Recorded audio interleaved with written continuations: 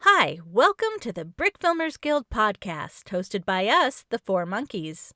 On this podcast, we had the extreme pleasure of chatting with Alex Pearson of AKPstudios. Alex made his current YouTube channel in June of 2012, and it has over 4,500 subscribers and nearly 500,000 views. He's also created videos for the Fancy Pants YouTube channel that are very popular, one of which has almost 9 million views. Once you've seen his work, you'll wonder how he doesn't have far more subscribers and views on his own YouTube channel. This podcast is sponsored by Stop Motion Explosion. Have you ever wanted to make your own brick animation but don't know where to start? Stop Motion Explosion is a complete animation kit perfect for anyone who wants to start making their own brick films. Their kit includes a high-definition camera, easy-to-use software for Mac and Windows computers, a huge collection of sound effects, free video tutorials, and much more. Use the promo code GUILD30, that's GUILD 30, to get 30% off your animation kit order and fast free shipping at stopmotionexplosion.com. If you would like to help support our podcast, you can do so by becoming a Patreon supporter.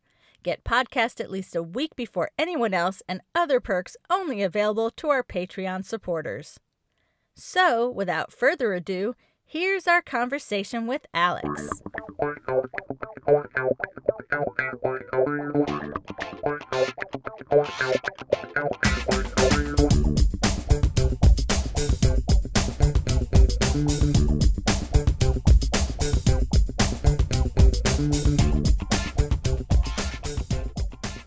Good morning, Alex. Thank you so much for joining us today.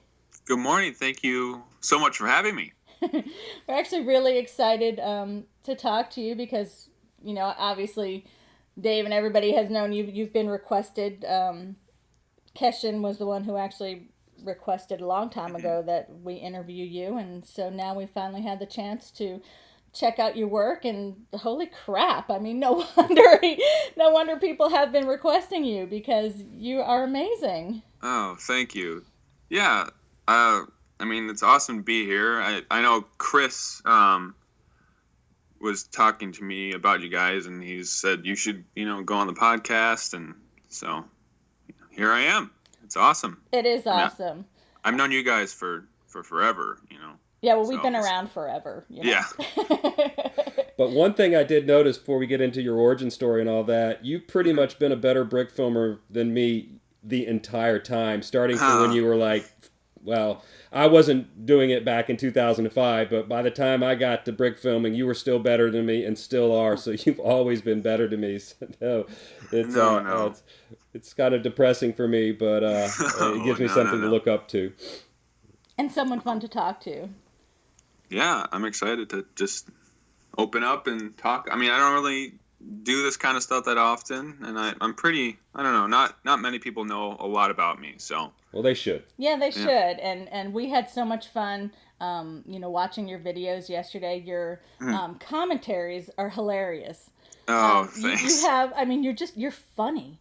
You have great comedic timing. You put in all these extras. Your editing, Adobe After Effects skills are mad skills, just through the roof, and it just totally puts all of your great brick filming over the top.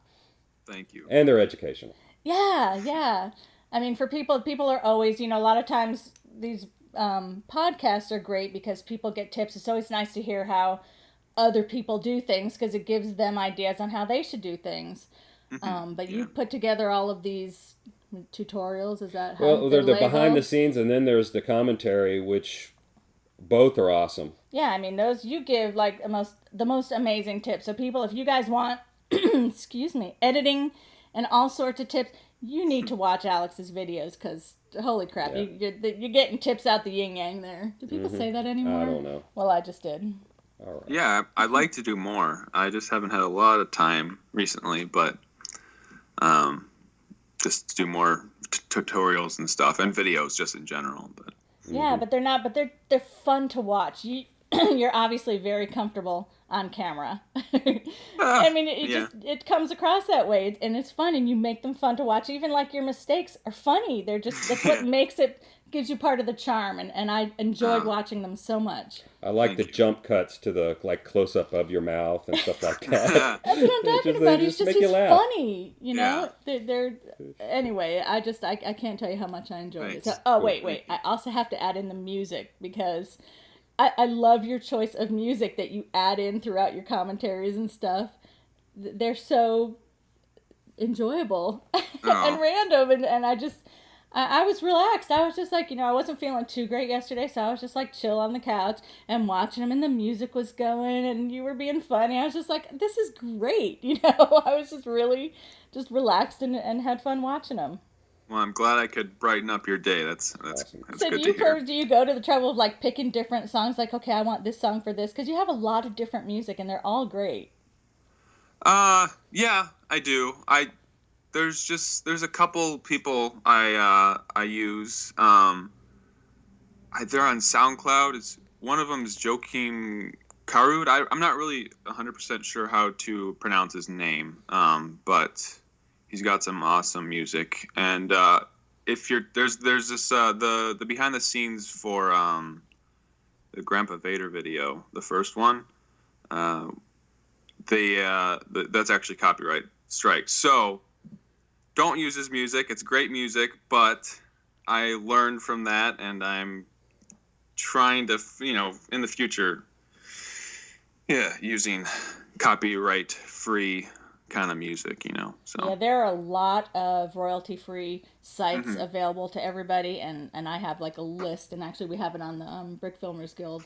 Links to help people find great music, because there's so many out there right now, and I'm always finding new ones. And it's very helpful. And although Kevin MacLeod's awesome, there's a lot more than just him out there. But we do use him probably more than anyone else. He's just got a ton of it. I seem to have a problem with frogs in my throat today, but all right, is what it is. All right, so let's get back to the origin story. Right, Alex, you're AKPstudios, which is your initials, Alex Kenneth Pearson Studios. Great name. Thank you. Your current channel, which was you made June of 2012. You had two previous older channels before then. I did, yes. But this one has over 4,500 subscribers and almost 483,000 views. Way under subscribing. I was going to say, sounds like a lot, but no. Once you see your work, you're like, how does he only have that little amount? It's crazy. You deserve so much more. So I'm hoping that, we'll help promote you as much as we can. We hope people will listen to this and watch your things because, you deserve so much more. Thank you. Yeah. And when did you... Go ahead. Oh, no, I would just... Yeah, that's about right. I think 2012. So that was, summer going into my freshman year of high school, so... Awesome. Yeah. And you started doing stop motion, I guess as at a summer camp in 2005. Can you tell us about that? Yeah, so I love Legos, my whole life. My neighbor got me into them, and then Star Wars Legos was my thing. But it was, so it was 2005. So it was like the summer going into second grade, I think, that my mom signed me up with one of my friends, and it was at like the local park district, and it was a Lego stop motion camp, and I went, and I was kind of one of those kids that thought it was cool not to like participate, funny here, so I didn't really do much there, but I was fascinated by it, even if I pretended not to be. So when I got home, like after the summer camp, I got my Legos out. I was like, Mom, do we have a video camera? So she's like, yeah, here. And I was in the family room floor. I got like a base plate and some Star Wars Legos, and I set up the camera, like recorded for like a second, hit record, stop record, kind of moved it, and then in between I would kind of record my voice with the video camera. And it was all on tape. So I don't know where those are, but I'd love to find them someday. Well, I hope you do. It'd be fun for us to see, too. And did you keep up with this from 2005 constantly for a few years? Or did you put it down for a little bit? I did. Yeah, so I made about, I think, 3 videos there, and then I always loved Lego, but I think I stopped and then started back up again like sixth grade, like actually started up again. I always had the Lego, and I was always collecting Lego, but actually started making videos again in 6th grade when I got my grandma gave me her old, it was like a Apple PowerBook G4, and it was very slow, but it worked for what I needed it for. So. What kind of software were you using on that old MacBook? So I would use just iMovie. It was the older iMovie on there, and then I would bring the pictures in from just directly from the camera and kind of cut them down to the fastest, like just kind of string them together in iMovie and play them at, like, I don't know what the FPS was, but it wasn't the greatest. And then after that, I would export them out of that and actually bring them into a effects program called Effects Lab, I think, and that's where I would add like laser blasts and stuff like that and explosions. But at first it was just in iMovie, and then I learned about that program, and that was like my first big purchase. So. Okay. Very cool. Mm-hmm. And you go ahead. We'll go into your couple of old channels. You had something called Bricksboy 12 from 2009. Looks like till 2011, and then you had 678 Lego from 2011 until you created AKPstudios. Looked at some of those videos, and there's some. Oops. Well, that's Sorry. good. It's all good. We looked at those videos, and those were actually some good quality videos, even though they were made probably when you were between 10 and 13. I'm pretty impressed with what a 10 to 13-year-old did making those videos. They were pretty darn good for your age bracket. Thank you. Yeah, I mean, that's all I really did with my time was just animate. But those are hard to look back at sometimes. But they're also enjoyable and fun to they're laugh definitely at. enjoyable, and it's nice to see the progression of you just getting, you were already good, but getting so much better. I always tell people never delete your old videos, no matter how painful they are. We have videos that are painful for me to watch, and but you got to leave them there though, because it's nice to see the progression and see where you've come all this time. Yeah. So I was Bricksboy 12 was 12, hence the name. Mm-hmm. So when I was younger, I was embarrassed of the whole Lego thing because in school it wasn't cool. So I kind of kept it a secret from everyone, which was interesting. There was a storage area in my basement that, I was like, Mom, Dad, I really enjoy doing this, but I'm also embarrassed of this, even though I shouldn't have been. But, in your prepubescent mind, it's like, people are going to make fun of me for this. And, Yeah, kids can be cruel. Yeah, we kind of redid this little storage area, brought a table down, and my Legos, and that was my Lego room, as we called it, my secret room. So there was that, and I spent a lot of time down there making videos. So cool. I'm gonna mention the icon real quick because we're staring at it on the Skype. It's also the icon for your channel, your majestic Maggie dog, who's absolutely adorable. I had to go on Instagram to see her. I was hoping that she'd pop up on one of your commentaries. I think you tried on one of them, but she just wouldn't come up on your lag. But she's so cute. Oh, I know. Yeah, she is one of the biggest distractions ever. So I appreciate her, but sometimes when I'm trying to work, it's like, oh, come on. Because she has her little bed right under my animation table. So, she likes coming in here to hang out. That's sweet. Yeah, we have, we did have, when I first came in here, we had the cat and 2 of the dogs. Now we're just down to the 2 dogs. I think there's 1 dog behind the couch, so one big happy fur family. Yeah, so I have Maggie, who's turning 3 in January. She's a Pekingese Chihuahua. And then I have Mac. My family has Mac. He's turning 15 in January, wow. actually. Wow. He's a Yorkshire Terrier. So. Oh, so you got just adorable little doggies. Yeah, he's still, I guess he's adorable in his own little way. He's pretty old. But Well, the thing is, when they're that small, they always look like they're puppies. And yeah. so that's why they're always cute. We also refer to him as Master Splinter because he looks like Master Splinter from the original Teenage Mutant Ninja Turtle movies. So. Yeah. Yeah. Do you have any? I'll have to look back, see if you have any pictures of him. We like looking at the animals. Yeah, I'm not sure if I have one on my AKPstudios. I'm sure there's one on my personal Instagram or on Facebook somewhere, but yeah. I will go searching. I will Sure. find. You look the cute. Mm-hmm. So you were, and I think I picked this up on several of your your behind the scenes and all that, or it might have even been on the podcast you were on. But you've been heavily influenced by Keshin, Zach MG, Forest Fire 101, Forest, and Fancy Pants. Mm-hmm. And you can see a lot of that in your work, and definitely good people to be influenced by. Is there anybody else out there that maybe you saw that you liked what they did and kind of tried to emulate?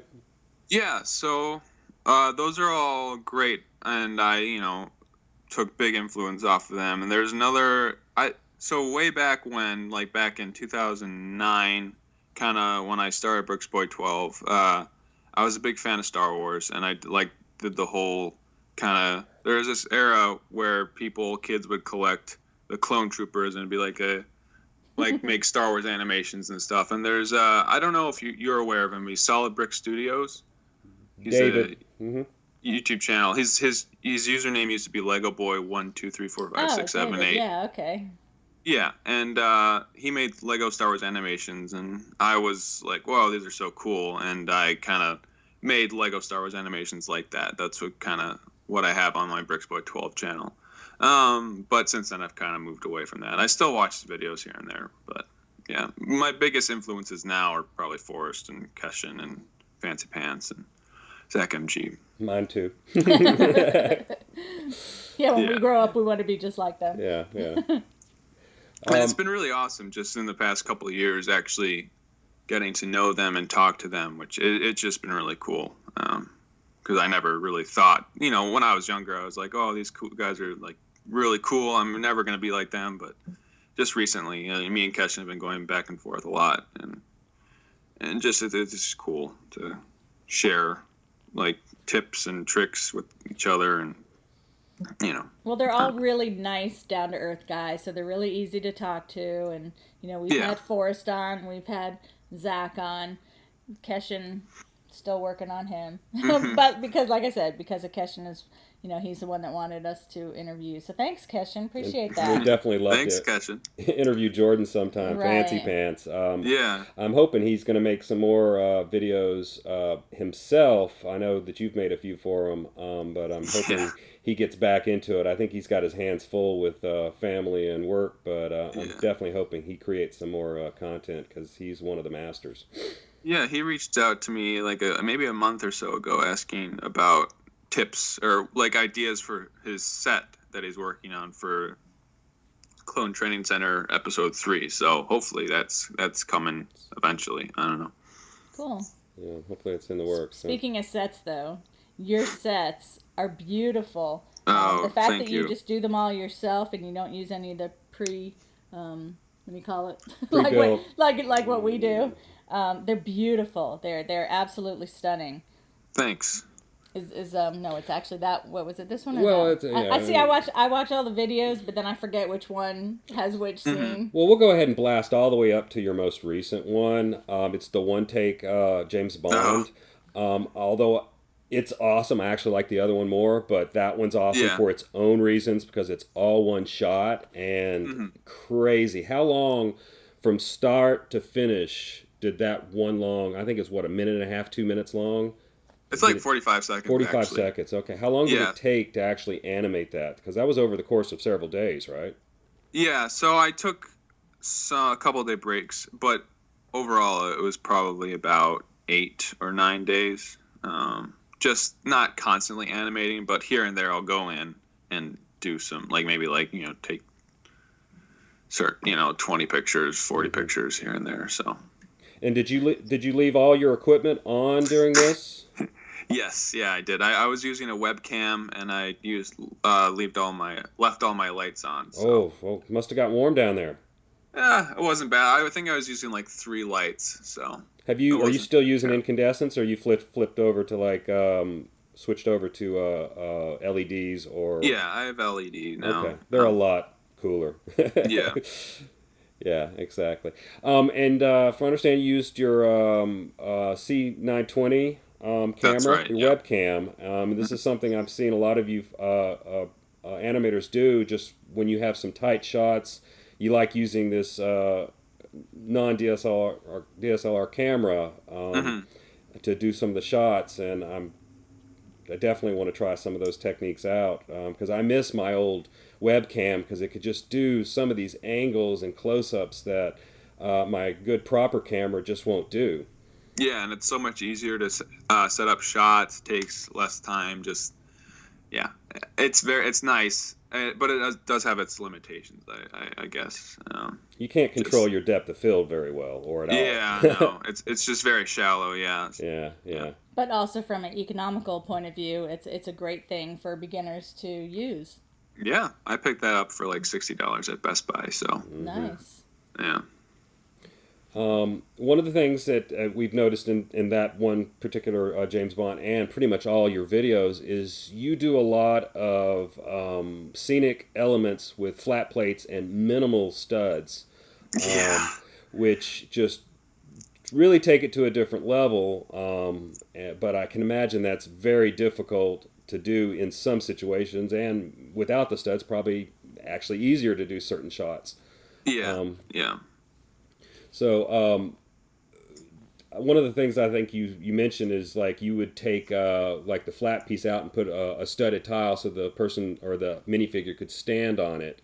That way you'd have a good position where you would always know where to go back to. Is it hard to try to take the flat pieces out just to insert a studded piece on a set when it's pretty much the entire floor is all flat?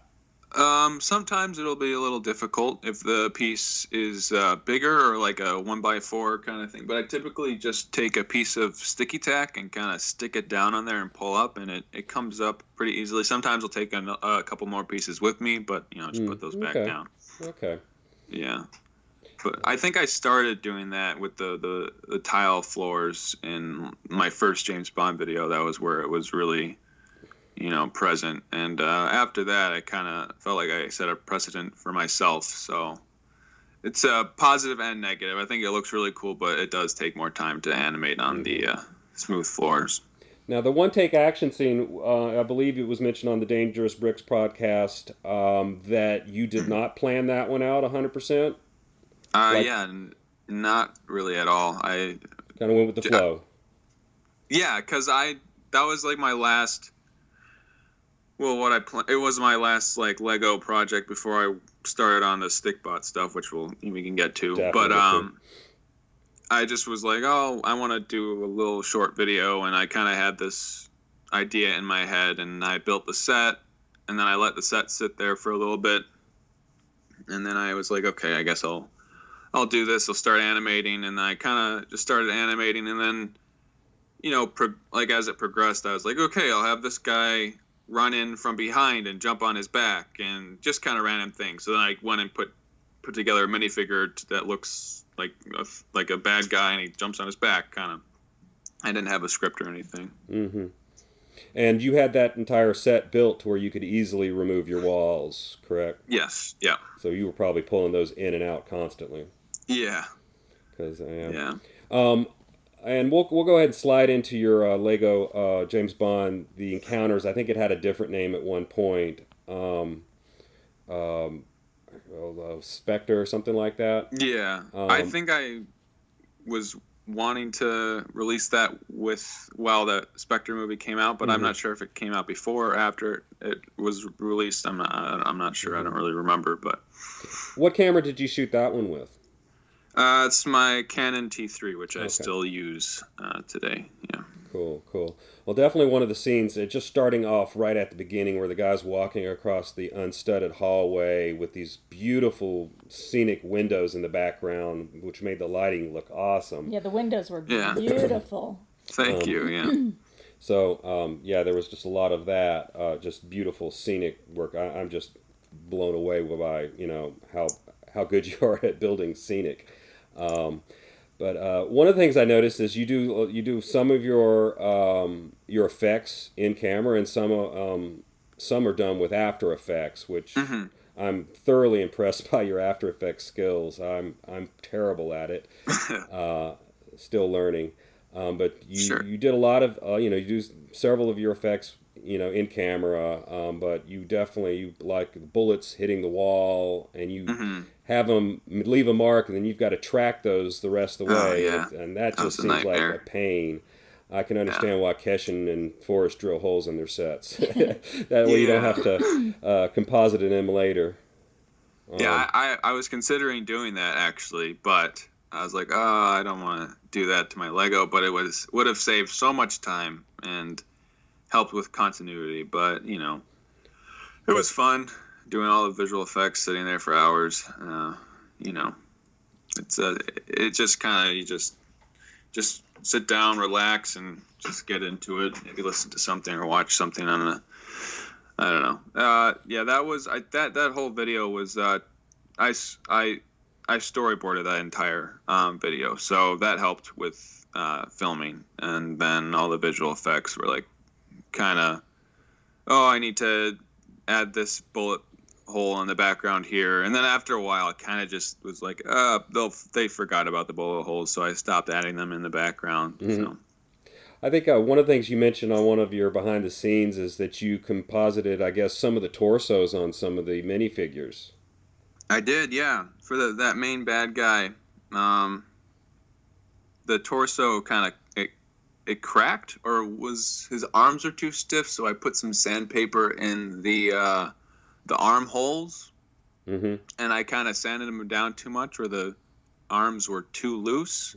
So then I started using a different torso, I think, and I composited I took a picture of the original torso and put it on there in After Effects. You had to do that too. I had to do that on some of the Oyo videos I did, because I wouldn't have a certain player from, say, the NFL, and I had to. Well, he did the main play for a certain game, so I had to key in every frame this torso, and it's an effort. I do need to learn how to do the tracking, which I believe you have a behind the scenes or a tutorial about how to do the tracking on After Effects. So that one's actually for stabilizing your shots. If you have your camera's bumped or whatever, or it's that's not exactly for that, but I should do a tutorial on tracking. That's a good idea. I had to do I guess that's what it was about, because I had to do on one of my last Galactic Smugglers, it was my camera was getting really old, and I noticed that there was this jitteriness in the entire video. So I had to go in and by hand adjust a pixel or two every single frame so it stopped jittering. It was frustrating. Oh, wow, So I bought a new camera, and it stopped. That problem stopped. But so I had that problem too for the longest time, and then I looked at my camera and the image stabilization was on, and I was like, so it stabilizes the image every time you take a picture. So when you string 15 frames per second all those pictures together, it's not going to be consistent because it's stabilizing each different picture. So I turned that off, and my problem was gone. So okay.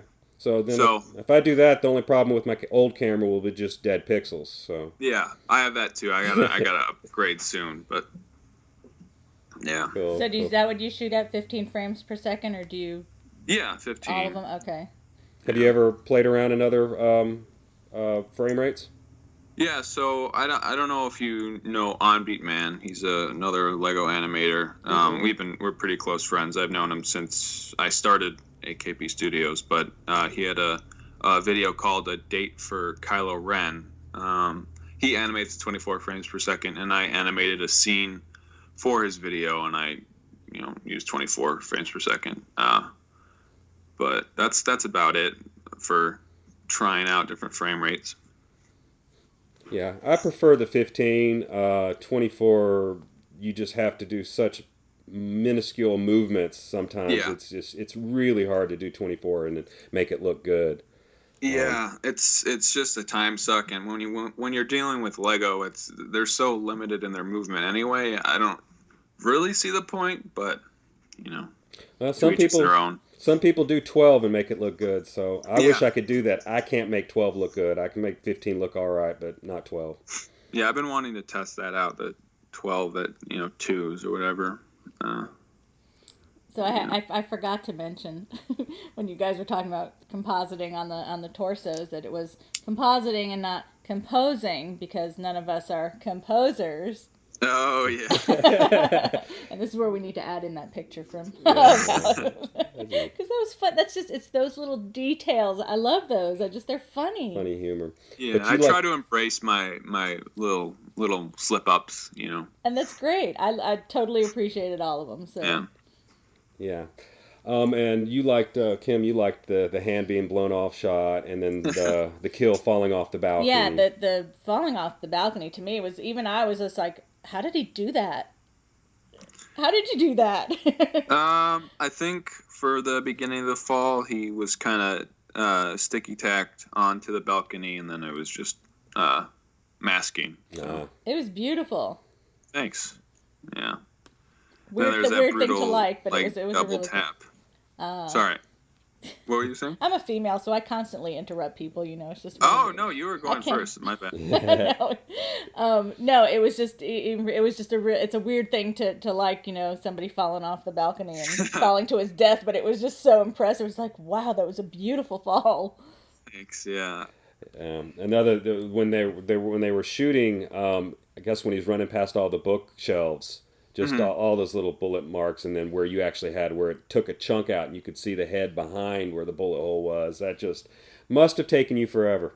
Yeah, it did. I think that video took me about 2 months, but yeah. So what takes more patience? I mean, is it, a lot of people say, well, it takes a lot of patience to do stop motion animation, but, with your Adobe After Effects skills, it's like, it seems like you're spending more time on that almost.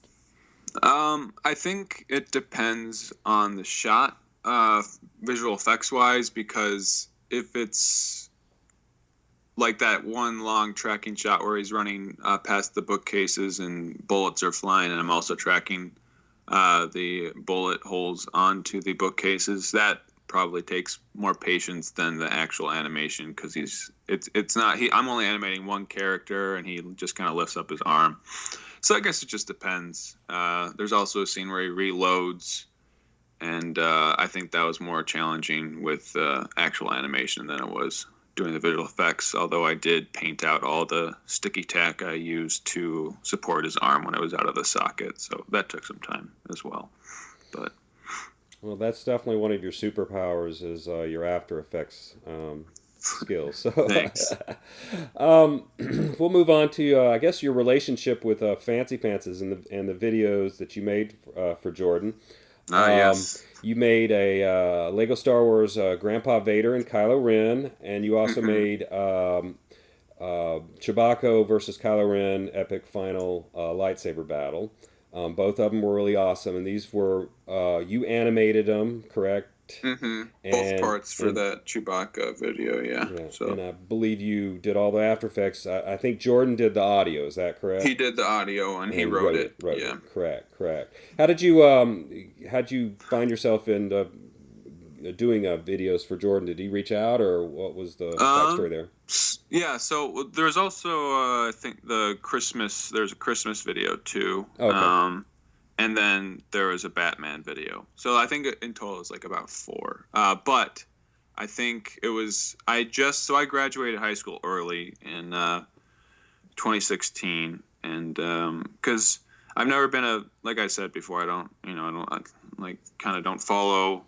I think it's funny when you don't follow rules, whatever. But I've always been so passionate about animation. So my high school days were mostly working and sitting and animating.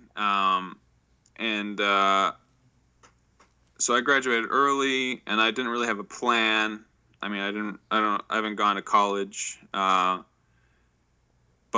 I graduated early from high school, sorry, and I started like 2 classes at my community college, and one was a motion graphics class, and it was for After Effects, and I started that, and the first day they were teaching us how to like move a little 2D butterfly across the screen, and I was doing all this stuff, and the teacher's like, you should probably be in the advanced class, and I was like, okay, how do I do that? And then I was like, you know what, I don't really want to do this. I feel like it's taking up too much of my time, so I kind of dropped out after a couple days, and then I reached out to Jordan. I was actually working at the pizza place I worked at, and I emailed him. It was a slow day. I emailed him at work, and then during my lunch break, I saw that he got back to me, because I just sent him my James Bond Encounters video. I was like, hey, I'm a big fan, would there be any chance I could help you out with something, or do some work for you? And he got back to me pretty quickly. Yeah, and, I bet. After seeing your work, it's like, yeah, let me think about that. Okay. So yeah, then we kind of started coming up with video ideas, and the idea of Darth Vader teaching Kylo Ren the ropes of being a Sith, or using the Force, kind of stuck. And he wrote the script, and I bought all the figures and started thinking about how the sets were going to look, and it just kind of started happening. And then that video blew up, and yeah, I think it's his most viewed video on his channel now, which is insane. Yeah, I can understand that. I mean, it's kind of the total package of, not just the set, but the animation. It's well written, it's well voiced, it's funny. I like all that. I mean, well, it's approaching 9 million views right now. It's about 8.8 and million views and 58,000 likes. Yeah, that's crazy. That's all? Yeah. Should have more. No, it's really funny. I loved it. It was great. Yeah. I'm curious who, and like I said, my memory is like all over the place. Is this the one that had what's her name, Leia and Rey? That's Chewbacca vs. Kylo Ren. Okay, I'm curious who voiced those parts. So there's this website called Fiverr, and you can hire people it's like mostly for $5. Sometimes it'll be like, you can also do this for $10, but it's mostly $5, hence it's called Fiverr. And I just looked up female voice actors, and I was like, hey, can you do an impression of Princess Leia? And this one woman was like, sure. So I sent her those lines, and there's like, I think 3 lines, so it wasn't that much. And then I think Jordan he found this British lady, and she did Rey. So yeah, no, I personally noticed that they actually, it's hard to get female voice actors, but they did a great job. So kudos. Yeah, that was cool. Good on finding that. And then we also found someone who did all the Chewbacca lines too. Okay. Yeah. So when I was looking at the behind the scenes for it, it looked like you probably most of the time animate while you're sitting down. Does that sound right? But sometimes you have to stand up? Yeah, I think it depends. Most recently, I've switched to standing up, but I also sit down too. I think it just depends on what I'm animating and the complexity of the scene and how close they are to the edge of the table. Are you no longer animating in your basement? What? Do you still animate in your basement, or have you moved into a different room? I have migrated upstairs into what used to be the family office, which was just ended up being a computer and a desk. So I took over that space, and that's where I am now. So is light not an issue in there? I actually block out the windows. Gotcha. Yeah, and I use sound foam too, so it helps with voice acting and stuff. Okay. think I saw some of that. Which was in the a one that picture. we were watching, where he was like having to bend over? Well, Because you're like, I think that you had a set that was in an awkward place, so I think you were actually having to stand up and lean over and do all the animating. I know my back hurt just watching you because you're like really tall, aren't you? Yeah, I'm 6'7". Wow. And Yeah. you have to, in your old basement, or your basement, you had to lean over just not to hit your head. Is that correct? Yeah, that was probably part of my poor posture now. That the past however many years in the basement, hunched over like Gollum. Yeah. Yeah. Wow, that is really tall. So, do I avoid the obvious question of, have you ever played basketball? Yeah, I did play basketball in through middle school, and I actually was training for tryouts for the freshman team, and I sprained my ankle really bad while training. And I kind of just sat there through the tryouts, and they're like, "Yeah, you didn't really try out, but you're still on the team." So I was like, "Okay, you're tall, cool." So Yeah, and then but even before that summer going into freshman year, that's when I started AKPstudios, and I was in a basketball camp, but I was like, I don't want to do a basketball camp because all I want to do is animate. So I quit the basketball camp, and then I was, on the basketball team. I never played in a game. Then I was like, okay, I quit here, and just focused on animating. So after like 8th grade, that was like my last year playing basketball. Well, considering your work, I say you made the right choice there. So Yeah. And it's just what made me happy. I think it was like basketball was, I felt like I had to play because I am tall, and that's the stigma that comes with that. It's like, you should play basketball. You could play in college, I'm like, yeah, I could, I guess, but I don't really want to, so. You got to do what you want to do. Absolutely. Yeah. You got to do what makes you happy. It's really important. Yeah, I'm so lucky to, like, my parents, support what I love and aren't, those parents that are like, you have to play sports, so. As long as you're doing something instead of sitting around just watching TV and, and surfing the internet, it's just got to have a goal in life. Mm-hmm. So, what was I saying here? I think I also noticed in the making of, you had some like little LED colored lights that you might have lit the set with. Was that one of those little remote controlled things? So which one was this for? The Grandpa Vader? I think that was the Grandpa Vader one, yeah. So there was a set where it was like the opening scene where Kylo Ren is walking down the hallway. Those little lights in the hallway were lit with LED lights, and I just bought them off Amazon. Okay. Those aren't colored ones, but I do have LED lights that are change colors. Those are my like Q&A videos. But yeah, those are just put behind the walls to make those. It was like I used like clear bricks to make those light up. Oh, okay. Yeah, I found something at like Walmart. It was on sale, but it was one of these little strip things that you put around a TV so that you could make the surround of your TV whatever color you want. And I thought that was pretty cheesy, but it actually made some really cool LED lights that you can integrate into your set. I mean, the bad part, it's like this one yard long strip of it, which you kind of have to bend around to your liking, but it was pretty cool. It was a good $5 option or a $10 option I found at Walmart. But also, like Brick Stuff also has some really killer lighting. They have really amazing lights, yeah. I have used the Brick Stuff so Brick Stuff. I like that. Yeah, but those, like, I did use those, like the long, like yard long kind of stuff. That's what I used for that. Okay. Yeah, those anytime you can integrate lights that just make the scenes pop, and instead of I'm guilty of just blasting my regular studio lights, but when you get you really start moving the lights around and having a lighting design, it just makes the scenic pop out more, and you did well with making your scenic, which was awesome, pop out.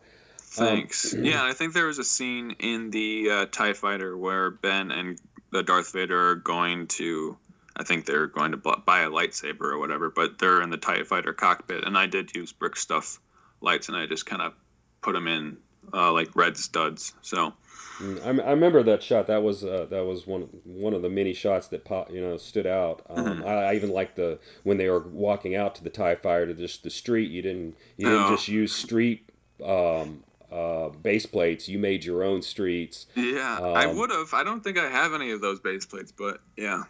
No, but those looked great. Oh, And it kind of gave an alternate, because most of your scenic had no studs, but the street had studs, so it gave it some texture. Yeah. And we'll kind of go into the it's the lightsaber fight. It's one of your the various fancy pants ones you did, and some of the things that stood out was, I think at one point that they're fighting with the lightsabers and they hit the ground and it left a mark on the ground. Was that like clay, or did you do that in post? I think I used an X-Acto. No, I used these little wire cutters, and I just kind of cut into the ground as wow. Was it clay or was it Lego ground? It was Lego. Oh, okay. See, that's why it looked so real. Okay. I said that was amazing. It looked real. It was yeah. It didn't look like clay. Yeah, that was fantastic. And I was like, if it was clay, how did you get it to match the Lego? But I guess it wasn't clay. And I think I have a note here that says you used a plugin for After Effects called Video Copilot. What does that do? So there's the Video Copilot. They have a lot of different plugins.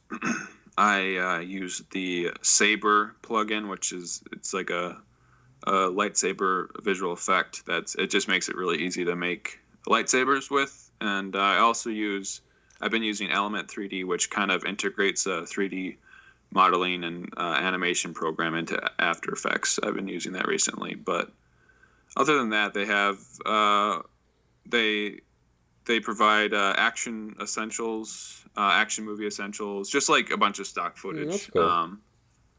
Is that something is for purchase, or is it a free item?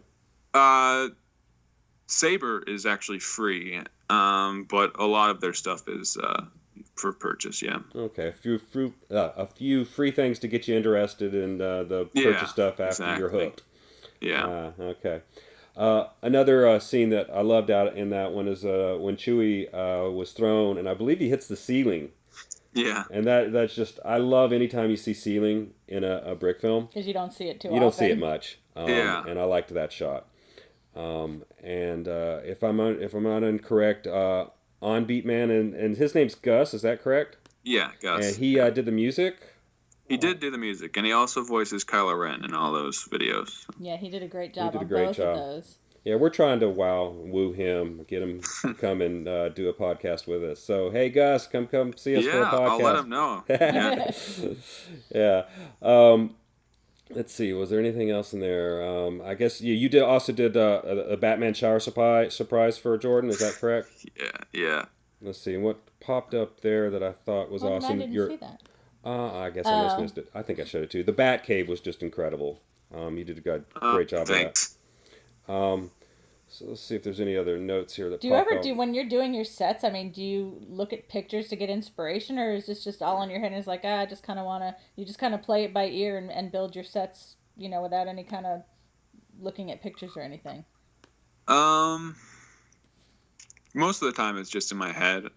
Mm-hmm. Yeah. I can't really think of a time where I looked at a picture. So I guess it's in my head. Wow, I mean, that's talent. It really is, not to just see it, but to be able to create it the way you do. Another thing you did in there is you all the pictures that were on the wall, you did that in post-production. Which one was this for? I think it was all the family shots in Grandpa Vader. It was with Han and Leia. So there's that one picture. I'm not sure why I did this. I could have saved so much time if I just printed out a picture, but I did. I used it was like green bricks as a green screen, and for each shot I composited it in that picture. It looked great, but it did look like a lot of extra work. Yeah. Color printer, boom. Yeah, I do that now. And then I use like sticky kind of sticky paper. So yeah, that was fun. And I think you also mentioned you weren't a fan of animating Chewbacca. No, because you can't. His arms are limited with their movement, so there's a lot of out of the socket animation because his big headpiece is like very limiting, and you can't move his head at all, so you have to turn his whole body. Yeah. Looks cool, but not great to animate. Yeah. We should mention the little Kylo Ren, using the little minifigures and being able to The target practice. Oh yeah, that I was talking about his legs too, where he got. Where you got the legs because those are not Legos. Is that correct? Yeah, they're Brick Fortress, I think. I think that's what it is. Yeah. Yeah. I think that's all they sell. I went to their website, but those are awesome. I'm surprised. I'm surprised Lego hasn't been making short legs that move like that. Because well, they just did with the new Lego Harry Potter sets. I think they're the collectible minifigures. Okay. They have movable legs, but they have the printing on them. So. Always on the legs. Yeah. Yeah. Well, that's good. They're at least doing that now. Awesome. Learn something every day. Yeah, but the Kylo cardboard cutout, the target cutout, that was fun. I mean, that was just so realistic. Thanks. There's just so much to love about those things. Like I can't believe anybody who hasn't seen these, but you definitely got to take the time to watch these because they're just fantastic on so many levels. And I think I saw that you used like an old circuit board in the background that was like not very well, didn't have much lighting on it, but you used as background imaging, like just an old circuit board, non-Lego. Does that sound like I have the correct information there? I think there was it for that opening scene where Han and Kylo are where Kylo kills Han? I think it was the background of that one. Yeah, it was really dark, but you used something like that because it sort of worked. So I what I did was, that was all green screen and blue screen, but I just looked, because I was looking at the reference footage for the movie, and I was like, how could I make this look, how could I make something that looks like this? And I looked up just pictures of circuit boards. So I composited them. I was going to say composed them. And let's add that composited picture in again. them in the background and just adjusted the color correction and darkened them up and put a glow on them and stuff. I just think it's kind of funny that I actually had a circuit board years and years ago, and I haven't used it ever, but I was like, wow, I could use this as a background on something. I've never gone through and done it, but I thought about it. So, and I kept the circuit board instead of just throwing it away. It was from some computers that got lightning strike. Oh, okay. Yeah, our house got struck by lightning a few years ago. So. Oh, wow. But nothing too severe. That's good. Let's see. And do you have plans of doing anything in the future with Fancy Pants? As of right now, no. I mean, maybe he'll voice or I'll voice something in one of our videos, but other than that, no. Just because it's a lot of work, and I love Jordan. Like, we're good friends, but I'm trying to focus on my own stuff at the moment. Well, you need your own channel to grow. Yeah, you definitely need your channel to grow, and you deserve to, get the views and the money and all that. And have you done collaboratives for other channels? The whole thing with Gus and his date for Kylo Ren. I animated that thing on the short little scene on the beach. I've done some visual effects for Gus. He's done some visual effects for me. But other than that, I think it's mostly just been voice acting. Okay. I know me and Gus both released a Captain America Civil War video around the same time, just to kind of cross promote, and his Captain America one and mine, his Iron Man one and mine Captain America one. But okay. Yeah. Did you create anything for Titan Pictures at one point? That's right. Forgot about that. Yeah, that was his. It was for like Rogue One. When that movie was coming out, I animated 2 shorts for him. And then you later on put him on your channel, is that correct? Yeah. Okay, yeah. Cool. Yeah, maybe we'll get a chance to talk to him one day. He's seems like an interesting guy. Yeah, Patrick. Patrick, yeah. Mm-hmm. I think he's on the front page of our website at the moment. His is the picture that pops up first. Was that on that thing that we went to? It's on there's a slideshow on the front page of the Brick Filmers Guild. And if you got a cool picture of you animating, definitely send it over and we'll put it there. We'll add you to it. And sure. But yeah, I saw those. Those were pretty cool. They don't stand out quite as much as the ones for Fancy Pants' channel, but they were still good videos. Yeah. I guess we'll dive in real quick. You did a podcast in September 2017 with DK Films, Dangerous Bricks. And it's fun podcast. I learned a lot from it, but one of the fun things in there is you actually sing a couple of bars of a Bee Gees song. You were such a good sport doing that. I don't think I would have been singing. DK did an awesome job of it, and you did a great job too. But thanks. That was funny, and that's definitely a podcast worth listening to. I don't know if he's done any recently, but he's got an interesting podcast, and we try to listen to those. Yeah, there's a lot of people doing podcasts. Lots of podcasts. But none of them have the female aspect, except ours. That is true. Gotta have that female aspect. It's important. All right, let's talk about Lego Captain America, the Neighborhood Avenger. Oh, no. I guess my most controversial. I loved it. It was funny because I have fun, sick humor. I have a warped sense of humor, so I thought it was really funny. Yeah, that was never really the plan. In my head, I was like, oh, it'll just be more funny. And then I was like, let me test out, like, I don't remember what I did to make that. It was, like, I think maybe some sticky tack, and then I used fake blood and kind of soaked it in. I'm not even sure what I did, but it was more of a test than anything. And then it became very dark. The little girl crying and stuff. So, well, one of the things I noticed, it did have great use of clay. At one point, I think you had green under the girl's legs, so it kind of so she could. Obviously, it was, I guess, the Lego girl little kid legs that wouldn't move, but you were able to move it around on top of a green that you couldn't see because it was a green base plate. And you said use like fake blood. Is that like the vampire blood you put in your mouth for Halloween? Yeah. And how well does that work? Does it dry up quick? Does it because it looked good on camera? Yeah, it stains the Legos. Ooh, so I haven't used that since then. Recently I was talking to Keshin, and he uses paint for his fake blood. So I did that for a couple of some stuff in the James Bond one take, but that dries pretty quickly. It all dries pretty quick, so it's hard to get good looking blood.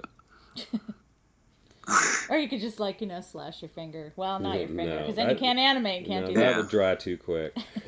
No real blood. We bleed enough doing our art. Yeah, that's right. Yeah. And Alex does it twice because he not only with the animation but then with the editing. So. And he probably used to bump his head in his basement.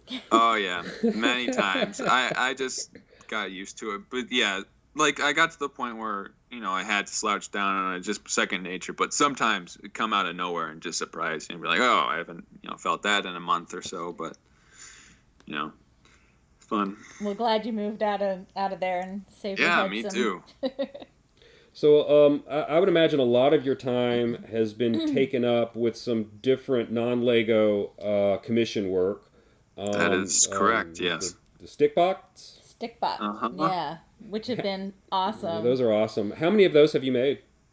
So there was the first video that I made for them was back in, I think it was May 2017. It came out, and it's called like a portal to another dimension or something. I think that's what they ended up calling it. Oh, there's a notification. My bad. Yeah, so that one came out. And then they were like, hey, do you want to do a series for us? I was like, yes, I want to do a series for you. So I started writing that. And I think, it was 12 episodes. And I finally started animating that in December 2017. And I'm actually starting animation on the final episode today. So. Wow. So you wrote all of those? Yeah. Wow. And you make storyboards for everything? It depends. I think I did for the first couple episodes. I did storyboards, and for certain scenes, I think dialogue scenes are for me, I don't know. I think I like doing storyboards for dialogue just to keep track of what I've animated so far. But for action scenes, I find it harder to storyboard because for me, I like just kind of seeing what happens, just going with the flow. But yeah, so yeah, it ended up being 11 episodes because episode 9 or 8 was shorter than they wanted it to be, so I combined it 8 and 9, but I think 3 have aired so far. Okay, and is this something that you had to get, client approval on scripts and all that, or did they give you any ideas of where to go? Yeah, so I started out with the story outline, and there was a lot of back and forth with that. We finally settled on something that we all liked, and then we started with the scripts, and there was back and forth with each script, and for the most part, the scripts were like, yeah, this is good, or sometimes it'd be like, do this, add that, or get rid of that. But for the most part, I think they're pretty cool with what I wanted to do, so that was good. And who arranges for the voiceovers on those? Do you do that, or did they do that? Oh, I do everything. So Gus actually voices. I don't know if you've seen the episodes. I've seen a few of them. I think it was the most recent one where I think they're running from like the robots until they get past a certain point on a bridge and blow it up. Beautifully done. Thanks. Yeah, that was fun. The lighting was awesome. Thanks. Yeah, so I do the voices for the 2 main characters, and Gus does the voice of this professor character, and then his sister does the voice of the character Kate. So, yeah. So how do you find it animating the Stickbots compared to the Lego?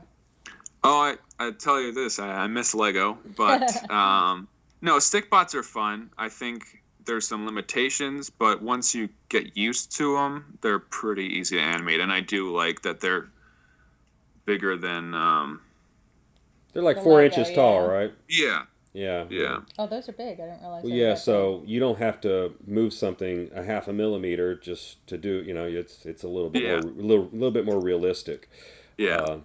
One thing is you do need more space for the sets because those are also going to be bigger. So. And you built all these sets from scratch. Yes. I noticed there was Lego parts in some of it, which I really dug, but a lot of it looked like cardboard that you put together and painted. Yeah, so I started off saying, hey, I'm going to build all the sets in Lego, but then that turned out to be more difficult than than I thought, just because they're so big and the sets are so big, and I don't know, so I was like, okay, I'll just start. So after I think episode 3, it's all like cardboard and like poster board and stuff like that. But yeah, so I spray paint. I'll add some more details with paint. I think there was a mix of Lego, so I ended up hot gluing stuff to Lego, which I very much regret at this point. But other than that, yeah, it's all cardboard and paint, and I'm trying to think if the little robots flying in the air and hovering, they're just adorable. It looks so good. That was my biggest mistake because it takes forever to do that. But were they just held up with like putty tack and a little stick, and you just had to erase those out? Yeah. So actually, I use Lego pieces for the little stand that they're on, which comes in handy because just Lego is so nice because it's you can build stuff out of it. That's what Lego's for, and instead of making something out of wood or whatnot, you have Lego, and I just painted the Legos green, but that doesn't end up really working that much. Sometimes it'll work, I'll be able to key it out, but most of the time I just have to paint it out frame by frame. So more work. Yeah. Woohoo! Yes. I'm trying to see some other things we have here. You've done a lot of recreations. Yeah, that was a big thing I did for a while. And a lot of them really, really good. I think the one that stood out, the Taken one, even though it's just one shot, it's one of the cool parts of the movie. But that one was really cool. The Star Trek one was awesome. Thank you. It seemed like the Bourne Legacy was a lot of After Effects work just to make the transition effects. Yeah, that was my first big thing. Like that's like I think I started using After Effects in 2012, and that was one of the first like projects that was very like heavy with the After Effects, and that now would take me a couple minutes each frame, but back then I was like, I don't know how to do this, and I was just kind of winging it, and it took me forever to do those opening shots with the transitions. Yeah. Mm-hmm. What kind of computer are you using now? Are you using a PC? Windows? Yeah, so I started off with an iMac, but I think it was 2014. Me and my friend built a PC, and I've been using that ever since. I've been upgrading it here and there, but that's what I use now. I actually just bought a MacBook Pro, though, for animation and on-the-go kind of stuff. Oh, that's cool. And do you have one of those keyboard covered layouts for your After Effects to know all the hotkeys and Premiere and stuff like that? Yeah, I do, yeah. Do you have a certain hotkey that you just use a whole bunch? That way I need to look it up. So Dave's wanting some tips here. He's like, I want to know his hotkeys. What you really just lean on, I'm looking at it. I think for After Effects. Or Premiere too. I imagine switching between, the cut device and the pointer one is probably I think that's so just C&D. Control C, Control V, I guess that's my biggest one. Or just that's probably it. Or just C, not Control. That's copy and paste, but just C and V. I'd have to be working and also the R button, which is rotation, T, which toggles the opacity. I used to use H, which is the hand tool, so you can drag around whatever you're using, but I recently learned that you can also use the scroll button on your mouse, and that works as the hand tool as well. This is very exciting stuff. Oh, no. But, he wants to know. I mean, when we win the lottery, we'll just pay for you to come here, and you guys can just hang out for a week, and you can show them all your... So... When you use a Dragon Frame, is that correct? Mm-hmm. And when you output your videos, what resolution do you output them as? I do 4K. So what I do is I just copy the folder, the image folder, and then I open them as image sequences in Premiere. Oh, so you don't output them out of Dragon Frame? No. I used to. I don't know why I don't, but I just do it as an image sequence. I don't know. It works pretty well for me. And then from Premiere, I dynamic link them to After Effects. So you just right click on it and it says open in After Effects composition, and then you can edit that shot in After Effects and then go back into Premiere when you're done doing the visual effects and just say render and replace, and then that shot with the visual effects will be in Premiere. So that's been something I've been using quite a bit recently, just with the Stickbot stuff. It's really helped with time. For the longest time, I was, I would just output out of Dragon Frame, but I was doing the 4K files, and then recently I switched down just to doing 1080p because it was just slowing my Premiere down, and the file sizes were big. And then if I needed something bigger, I just go back and re-render it as a larger file size so that I can wiggle it around or zoom in a lot more. But I've found that my Premiere's a lot happier just dealing with the 1080 files. Does not like the 4K, but occasionally you want to get that extra zoom in. It's nice to have the 4K stuff, but I don't ever output to YouTube as 4K, at least yet. No, me neither. I mean, it's just all 1920 by 1080 kind of stuff like that. But I like that resolution. Mm-hmm. Yeah.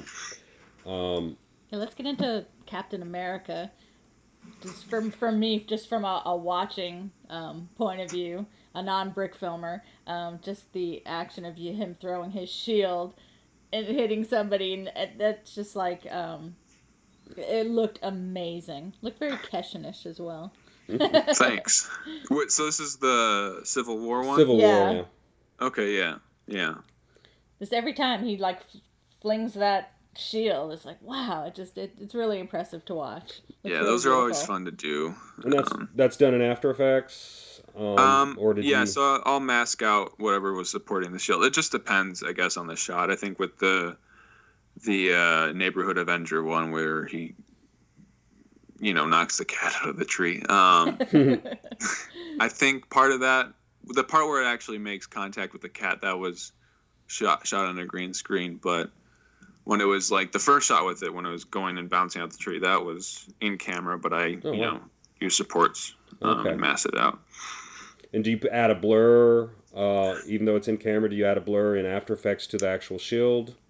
I'm not sure about that. I think there's a time where I was using motion blur a lot, but I kind of went away from that just because I liked the look of. I thought this is really smooth and cool looking, but it kind of takes away from the stop motion aspect where it's I don't know. I just haven't really been doing that recently, but it's just a plug-in in After Effects. So it's called like pixel motion blur. Have you ever done any go motion type effects where you're actually moving the object or something in the background while you're taking the picture?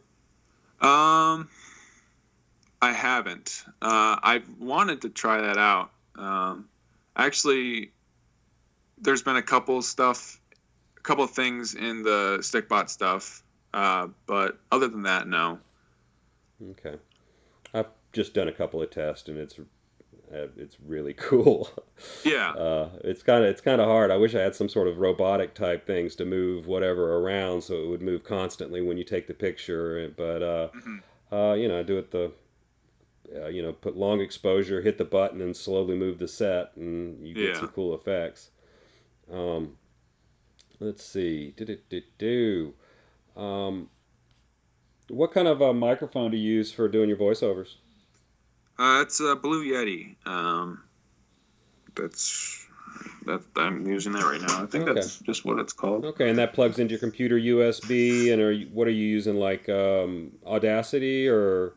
I use Adobe Audition. Okay. I transitioned to that for the Stickbot series. Okay. Yeah. That's one of the ones in the cloud that I haven't been using, and I probably should, but I find Audacity loads really fast, and I just need minimal stuff. So I've kept using Audacity because I know the cloud products, you hit open and you can walk away for 2 or 3 minutes while it loads. Yeah, I think I just leave it open for the most part, and I just have because there's a lot of characters in the Stickbot series that have filters for their voice, so I just have a project that's just character voices and different layers on there that's for each character. So I just click that layer that I want to record in, and then I record the voices, and it already has the effect on it, and then I export it out, and good to go. Cool. Yeah, we saw the mic on one of his, I think it was probably one of the commentaries or something, and because he's recording, and it's like, the first thing I saw, I was like, oh, well, that's a nice professional looking mic there. I think it's one of the better USB ones. So that will be, if we ever reach our goal on Patreon, we'll upgrade to that. It looks really nice. We'll see. What was I going to say there? I interrupted. So yeah, frame of thought. Yeah. Do you use anything besides the, I guess, of the 4 Adobe Cloud products we talked about? Anything besides like Premiere, After Effects, Audition, and Photoshop? Do you use anything besides those? Those are I use Adobe Media Encoder, which is just like their rendering program. So in After Effects, or I mostly use it for Premiere. Like if I'm exporting something, I can cue that in Adobe Media Encoder, and then I can have that rendering in the background and still use Premiere instead of it being like Premiere just rendering it, and I can't do anything in there for however many minutes. But other than that, I think it's After Effects, Premiere, Audition, Photoshop, and I do use Adobe Story, which is kind of discontinued now, but it's a script writing program. Okay. And then Adobe Media Encoder. But other than that, no. I'm trying to find more value in it, and I'm already addicted to After Effects and Photoshop, so it would be hard for me to walk away from the platform, but the price tag is Harsh. It's very ugly every year round. Yeah, it's I was on like a student pricing thing where it was like, I think it was like $30, and then they're like, yeah, we were unable to verify you as a student. I'm like, well, yeah, I'm not a student, but it's like it's gonna be $50 a month. I'm like, oh, okay, cool, good, that's awesome. Yeah, I'd love to find an old non-subscription version, because it would probably be all I need. I don't need all these new bells and whistles. If I could just find something that would work on my computer without a subscription, that would be lovely. I'm going to go off for a second. I know that you have worked with all these other animators, but have you actually met any of them in person? Or anyone else that animates? No, I don't. No, I haven't. Me and Gus have been trying to plan like he's out in Pennsylvania, so I've been trying to plan something where I go out and visit him and we do something together. But no, I don't. Not that I can remember. I'm sure that would pop out in my head if I met anyone. But yeah, no, I haven't met anyone. Yeah. And are you in the Chicago area? Yeah, so about 40 minutes west of Chicago. It seems like seems like they'd have any kind of conventions. Oh, there's the big Lego convention there that David Pickett runs a contest for. Have you been to any of those? I haven't. It's like Brick World. Chicago. World, yeah. That's it, Brick World. I've known about it, and it's like 20 minutes away from my house, but I have never gone. There's one this weekend in the Atlanta area, but I'm just not wanting to put out the $20 a pop to go walk around for an hour. We went there a few years ago, though, so at least we can say we went there once. Well, we got to meet, was it Joe Mino? Mm-hmm. So, and also... the guy from Brick Show. Okay. One of the guys from that. Yeah. But Chicago, that's nice. Have you ever lived anywhere else, or? No. I mean, I've moved around the Illinois area, but I've been in the house I'm at right now for, I think, 17 years. So nice. I once had a friend that lived in Evanston. Okay. And I went to visit her. It was my birthday, and she took me out to dinner.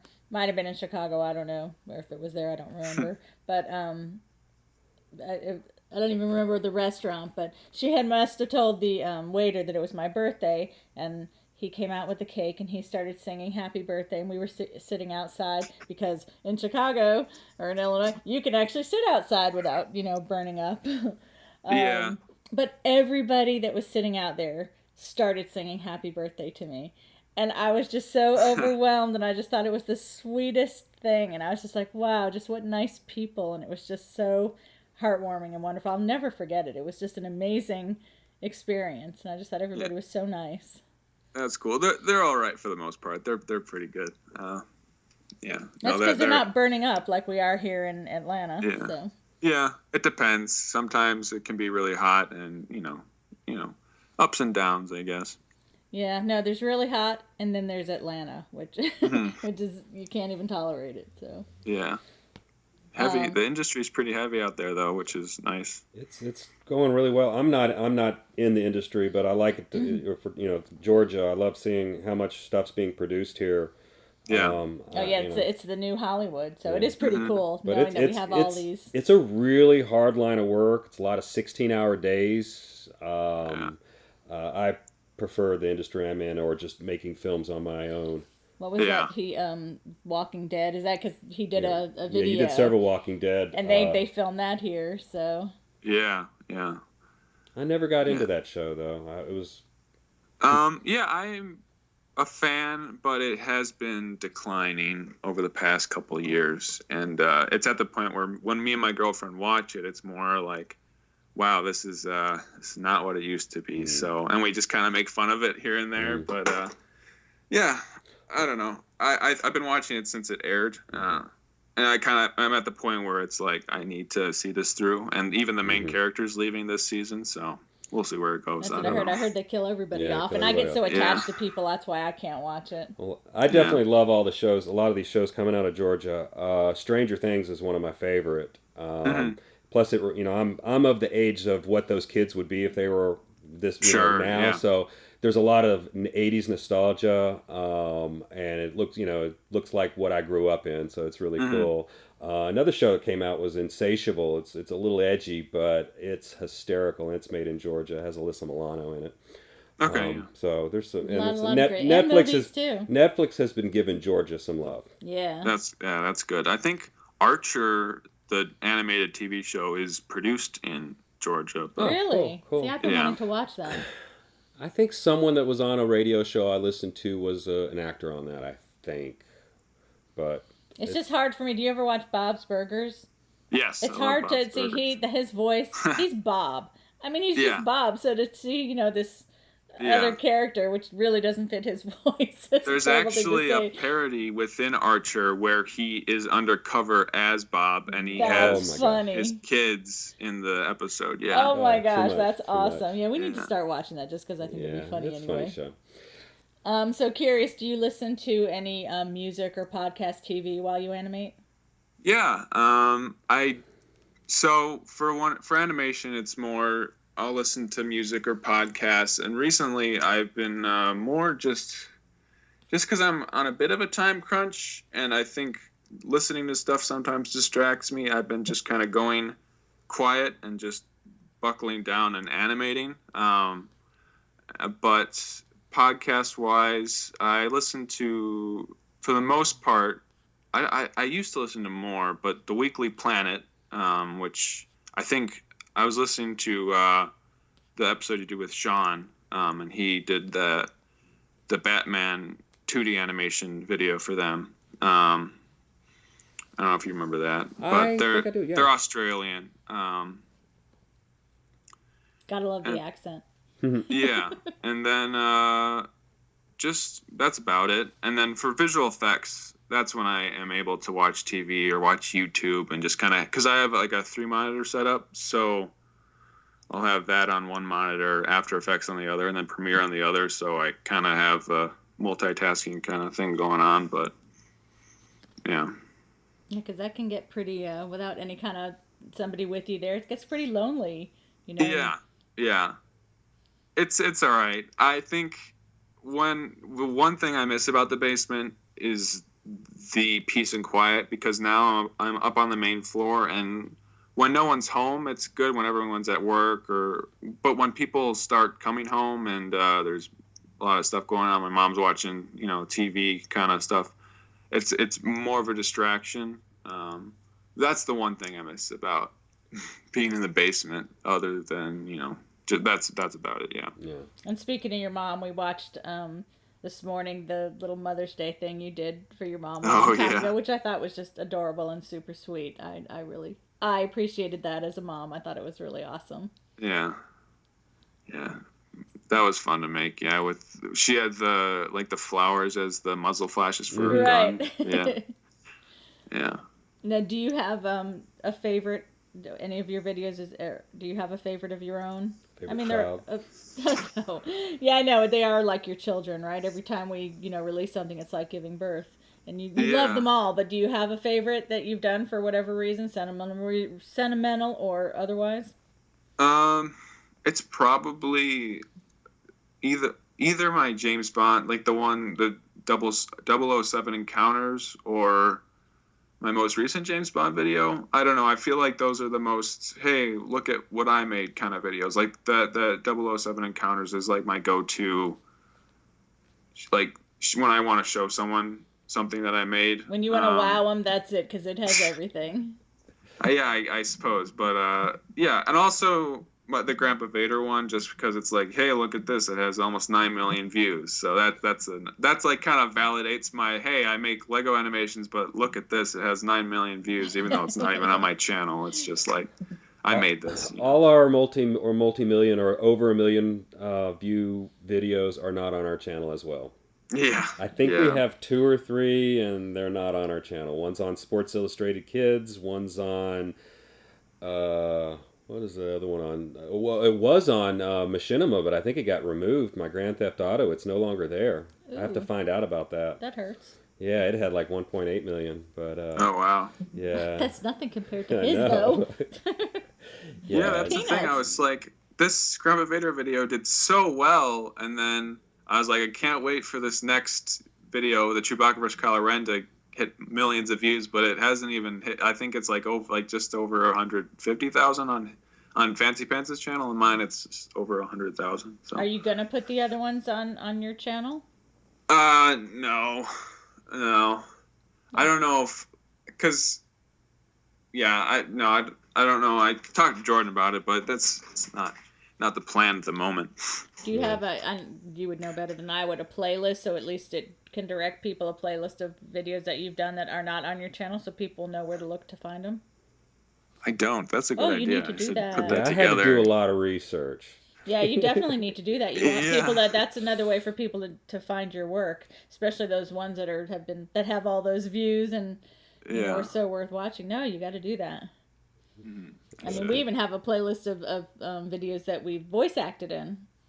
Oh wow! Okay, so no, you definitely want people to see your work on all the channels. So add that to your to-do list. Will do. Still got a 14-page script to animate, but that will be the next thing after that.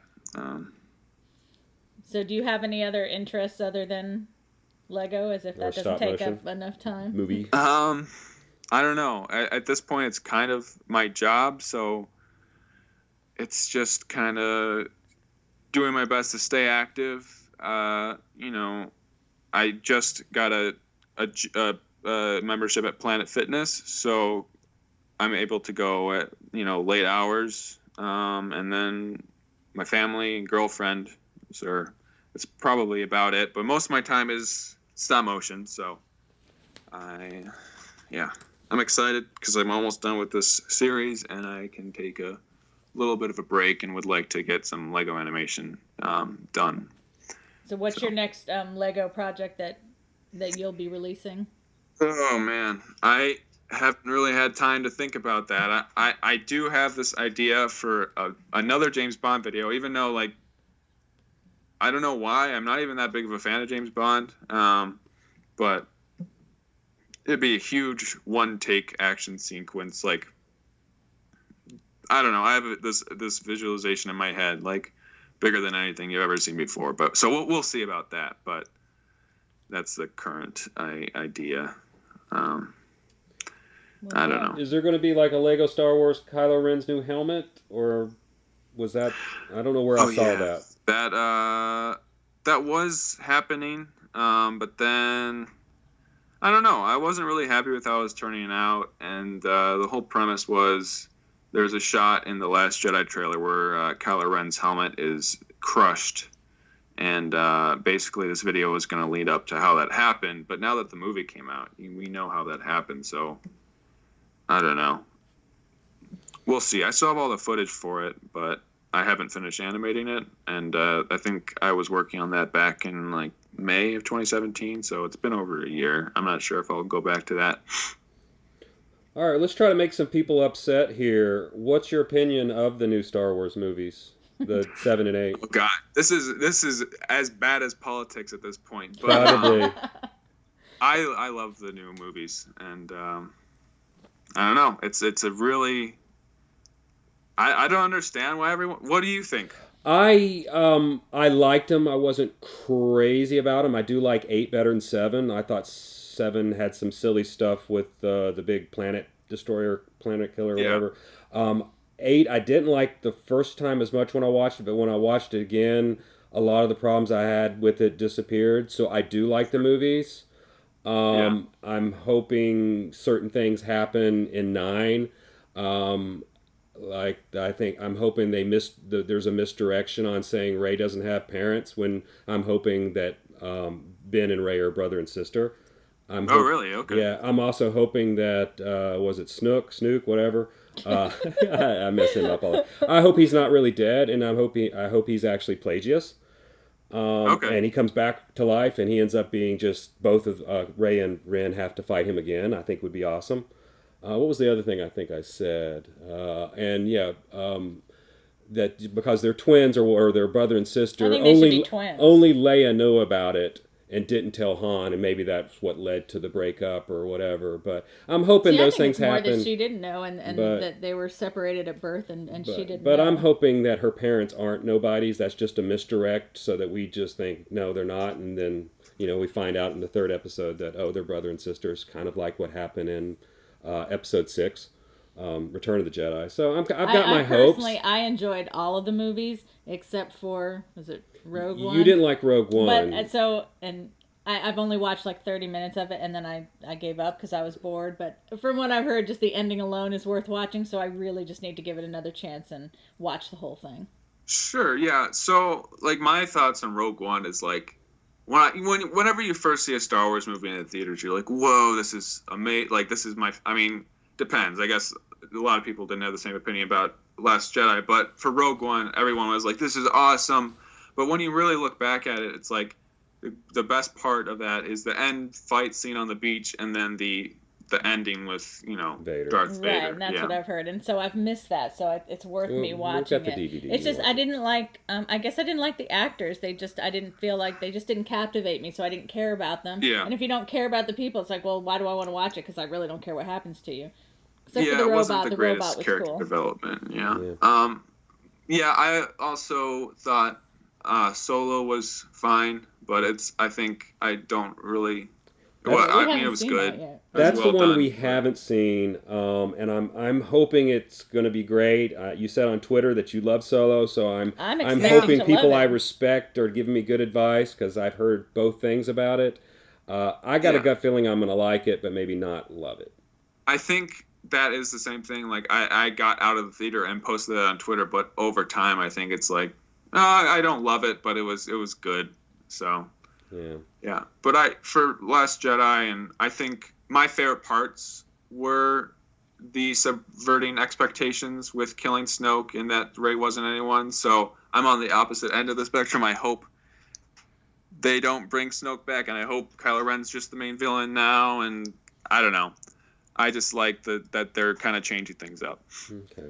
Well, hopefully there'll be some good writing in it, and people will be happier with episode 9. And I still enjoyed them. I was hoping for a little more. Because how else would Rey and Ren have that connection if they weren't related, and especially if they weren't brother and sister, and even more than that, if they aren't twins? I guess so. I mean, the Force, but yeah, they must be twins. Nobody else has that, I mean, you had Luke and Leia, and plus Luke, Leia, Ren, Rey. It's all same names. Yeah, I guess.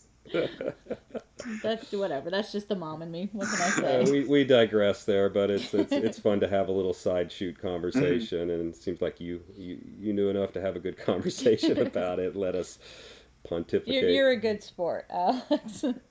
No, yeah, I love just talking about that kind of stuff, Yeah.